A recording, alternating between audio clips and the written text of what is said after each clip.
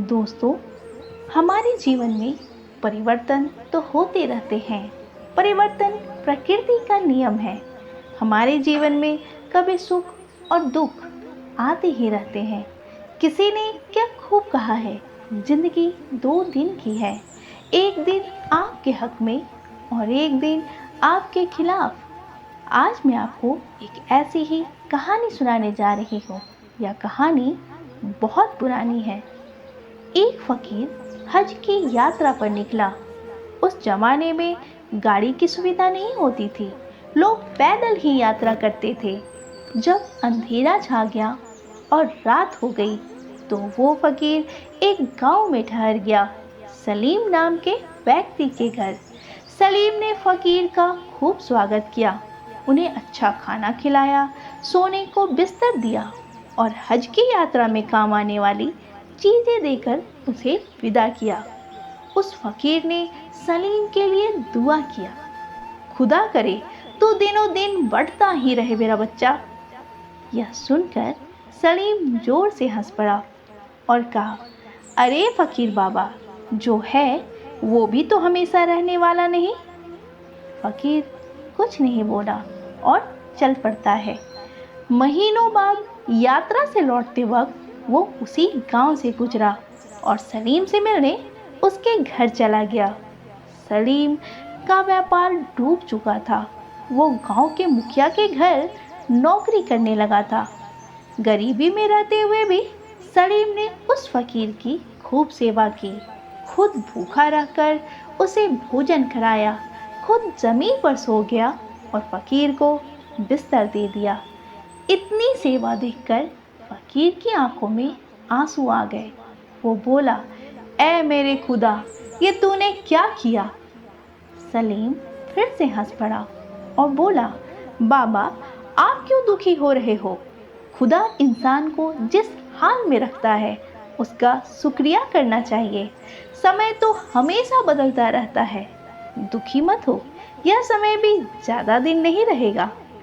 फकीर बोला, मैं तो केवल भेद से ही फकीर हूँ।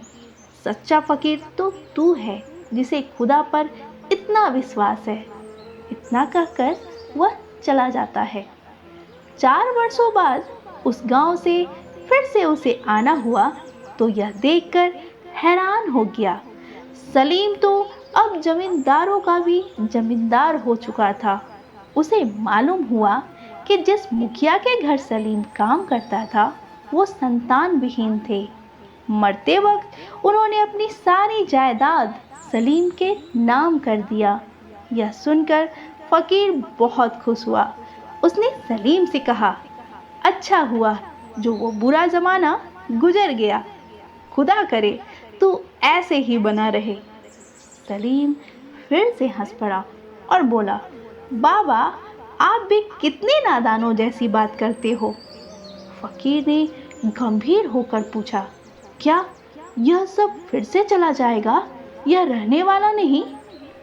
सलीम ने मुस्कुराते हुए कहा, या तो ये चला जाएगा या तो इससे अपना मानने वाला ही चला जाएगा।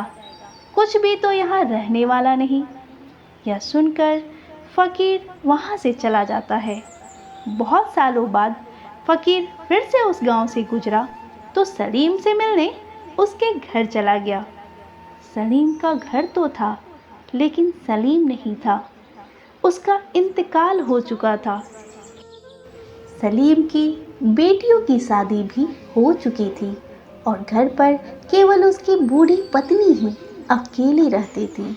फकीर ने मन में ही सोचा, कितना सही कहता था सलीम, इस संसार में कुछ भी तो अस्थाई नहीं होता।